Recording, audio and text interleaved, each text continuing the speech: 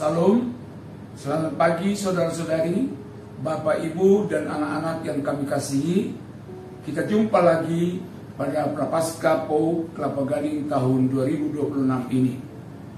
Sapaan diambil dari Roma 12 ayat yang pertama hingga kedua di bawah tema dibaharui dalam pikiran.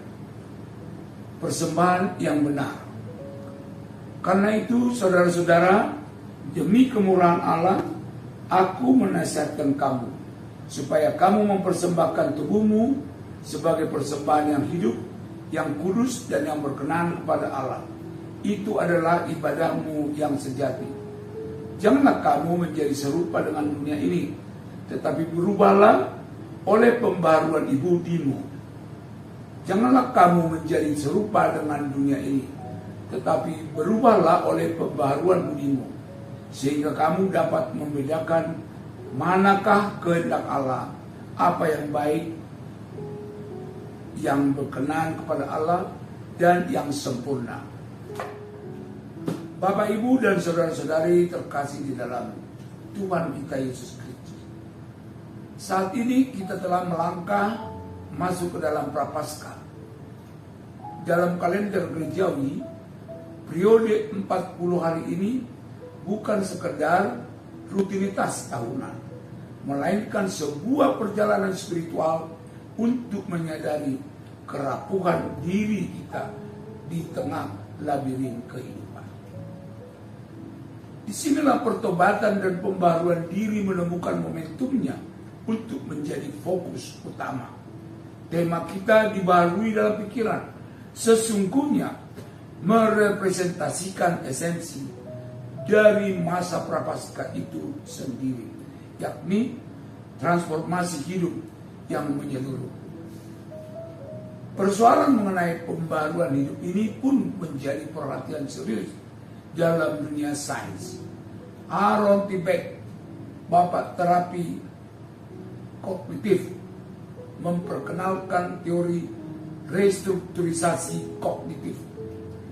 Inti pemikiran Beck adalah perilaku seorang tidak akan pernah berubah secara permanen jika cara ia memproses informasi dan memandang realitas tidak diubah terlebih dahulu. Gagasan restrukturisasi kognitif ini selaras dengan nasihat teologis Rasul Paulus kepada jemaat di Roma ribuan tahun silam.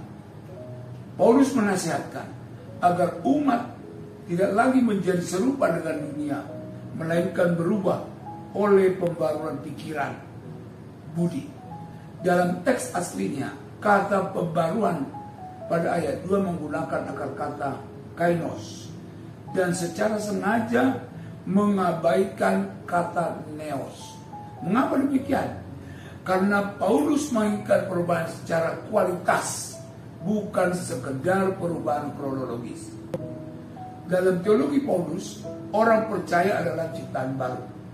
Konsekuensinya, ritual keagamaan tidak boleh lagi dijalankan sebagai rutinitas kronologis yang kosong, melainkan sebagai ekspresi kualitas iman yang hidup. Paulus juga menyoroti peran krusial budi manusia. Kata budi diterjemahkan dalam bahasa Yunani nous, yang berarti pikiran. Namun dalam cakrawala filsafat Yunani, nous bukan sekedar kecerdasan intelektual untuk berhitung, melainkan pusat kendali moral manusia. Paulus sebelumnya dalam Roma 1 ayat 21 hingga ke 28 telah mendiagnosis bahwa akibat dosa, nous manusia telah menjadi sia-sia dan sesak, sehingga manusia kehilangan kemampuan untuk membedakan kehendak Allah dengan jernih. Oleh karena itu, konsep pembaruan pikiran di dalam Kristus harus terinternalisasi secara tegas dalam seluruh aspek kehidupan. Inilah alasan mengapa Paulus mendesak jemaat agar tidak lagi menjadi serupa dengan dunia. Jika dunia seringkali terjebak dalam tradisi-tradisi eksklusif yang memisahkan, maka budi, pikiran yang telah diperbarui akan memancarkan kerendahan hati Injil yang merangkul seluruh ciptaan.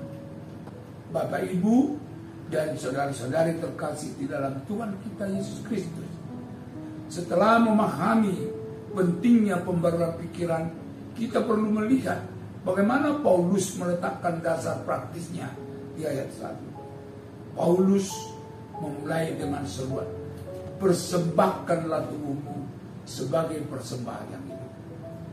Secara eksegetis, Paulus menggunakan kata soma, tubuh. Dalam alam pemikiran Ibrani dan Yunani yang dipahami Paulus, tubuh bukan sekedar daging, melainkan totalitas kehadiran manusia dalam relasi sosial. Menariknya, Paulus menyebut persembahan ini sebagai logiken latrian. Banyak terjemahan menyebut sebagai ibadah yang sejati. Namun secara etimologis, kata logiken berakar dari kata logos yang berarti nalar, logika, dan rasio. Paulus sedang melakukan dekonstruksi terhadap tradisi ritual saat itu. Jika Paulus saat itu berpikir bahwa ibadah adalah tentang ritual penyembelihan hewan yang mati dan tidak berakal, maka Paulus menawarkan sebuah paradigma baru, yaitu ibadah yang rasional. Ibadah itu disebut hidup karena dilakukan bukan di atas altar mati di dalam kuil, melainkan di tengah-tengah pasar, di dalam keluarga, dan di tengah masyarakat. Inilah yang disebut sebagai kualitas persembahan yang kudus dan berkenan. Kata kudus, hagios, di sini tidak berarti menjauh dari dunia secara fisik, melainkan memiliki kualitas moral yang berbeda saat berada di dalam dunia.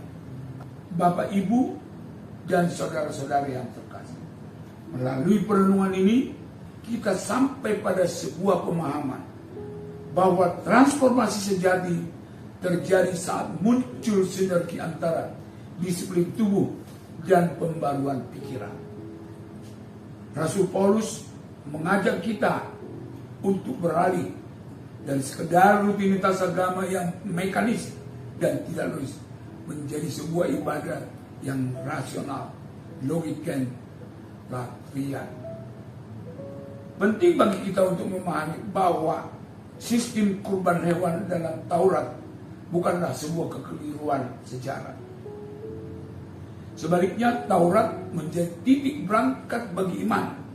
Awalnya kurban hewan digunakan sebagai alat visual yang Allah gunakan untuk mengajarkan betapa mengerikannya dampak dosa.